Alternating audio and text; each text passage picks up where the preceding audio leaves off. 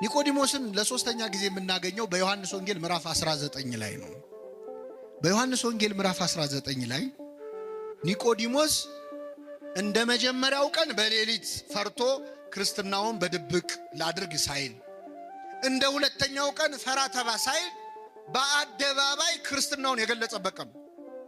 በአደባባይ መቼ ነው ካላችሁ ጌታችን መድኃኒታችን ኢየሱስ ክርስቶስ በመስቀል ላይ ተሰቅሎ በሞተበት ዕለት ዓርብ ዕለት ታስታውሱ ከሆነ ዓርብ ዕለት ጌታችን መድኃኒታችን ኢየሱስ ክርስቶስ 9 ሰዓት ላይ ነፍሱን ሰጠ። ልክ እንደሞተ አይሁድ ሐሳባቸው ምን እንደሆነ ታውቃላችሁ? መሰቀሉ ሳይበቃ የገሃነም ሸለቆ የሚባል አለ፣ ቆሻሻ መጣያ ቦታ። ስጋው እዛ እንዲጣል ነው የፈለጉት፣ እንዲቀበር አልፈለጉም። ማዋረድ ስለፈለጉ ማለት የሚቀብረው እንዲጠፋ። ይኸው መሲህ ቢሆን ኖሮ በእውነት እሱ ክርስቶስ ቢሆን ኖሮ እንዴት ስጋው እንዲተልከስክሶ ይወድቅ ነበር ለማለት እንዲያመቻቸው። ልክ ክርስቶስ ሲሞት ግን 2 የአይሁድ ሸንጎ አባላት ወደ ጲላጦስ ሄደው የኢየሱስን ስጋ ለመኑ ይላል። እስኪ በሉ የኢየሱስን ስጋ ለመኑ። ማናማ? ዮሴፍና ኒቆዲሞስ ናቸው። ኒቆዲሞስ ጌታ በሞተበት ዕለት በትክክል እምነቱን ገለጸ። በጣም የሚገርማችሁ ጌታ እኮ ሞቷል፣ አያየው፣ ይታዘበኛል አይል፣ ሞቷል። በሞተበት ዕለት፣ ወዳጅ ባጣበት ዕለት፣ ደቀ መዛሙርት ሁሉ ጥለውት በሸሹበት ዕለት ከዮሐንስ በስተቀር ብቻውን በሆነበት ዕለት በአደባባይ በተሰቀለ ጊዜ ስጋውን ለመለመን ወደ ጲላጦስ ሄደ ይላል። እዚህ ላይ ለእኛ ትልቅ ትምህርት ነው።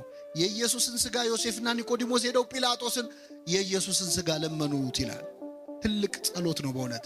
አሁን እኛ ላለመቁረብ ከምናቀርባቸው ምክንያት አንዱ ንስሐ አባቴ ጥሩ አይደሉም፣ በደንብ አይዙኝም፣ አይንከባከቡኝም፣ ፊታቸውን አጠቆሩብኝ፣ እንዲያርግ ያሉኝ እንዲያታርጋሉኝ እያለ ከንስሐ የሚርቅ ሰው አለ። መለማመጥ የማይፈልግ ማለት። ለክርስቶስ ስጋና ደም አይደለም ካህን ቀርቶ ጲላጦስም ይለመናል።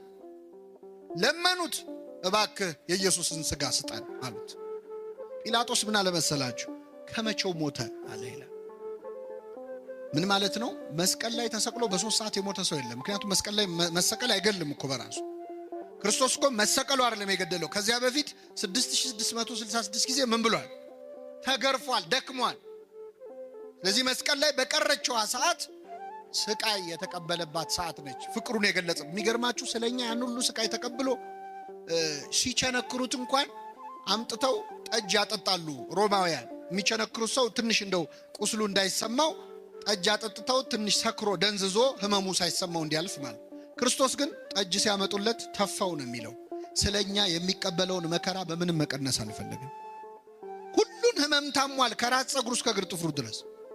ስለ መተላለፋችን ቆሰለ፣ ስለ በደላችን ታመመ። በእርሱ ቁስል እኛ ቁስል አሁን እንዴት ይፈውሳል? ቁስል እኮ ሲነካ ይጋባባላል። የክርስቶስ ቁስል ግን የሚፈውስ ቁስል ነው፣ የሚፈውስ ህመም ነው፣ ታሞ ማዳን የሚችል ቁስል ማለት እና ዮሴፍና ኒቆዲሞስ ቀርበው ጲላጦስን ስጠን አሉት። ጲላጦስ ደብዳቤ ጽፎ ውሰዱ እሺ ያላቸው። ዮሴፍና ኒቆዲሞስ ክርስቶስን ከመስቀል አወረዱት። አይሁድ እየገላመጧቸው፣ ጸሐፍት ፈሪሳውያን እያዩአቸው ስልጣናችን ገደል ይግባ ብለው ማለት ነው። ኒቆዲሞስ ፈራ ተባ ማለቱን አቆመ። ክርስትናውን በአደባባይ ገለጸ። ሄዶ ከመስቀል ላይ ክርስቶስን አወረደው። አስተኝተው በግራውና በቀኙ ቆመው እያለቀሱ ገነዙት። ደከምከኑ መጽኔሆሙ ለድኩማን፣ ደካሞችን የምታጸናቸው ሆይ ደከምክን? ሞትከኑ መንሥኤሆሙ ለሙታን፣ ሙታን የምታስነሳ ሆይ አንተ ሞትክን? እያሉ እያለቀሱ መገነዝ ጀመሩ። ይህን ጊዜ መላእክቱን ልኮ ነገራቸው። እንዴት እንደ ሩቅ ብእሲ እንደ ፍጡር እያለቀሳችሁ ትገንዙኛላችሁ? እያመሰገናችሁ ነው እንጂ ብሎ በመላእክቱ አስነገራቸው።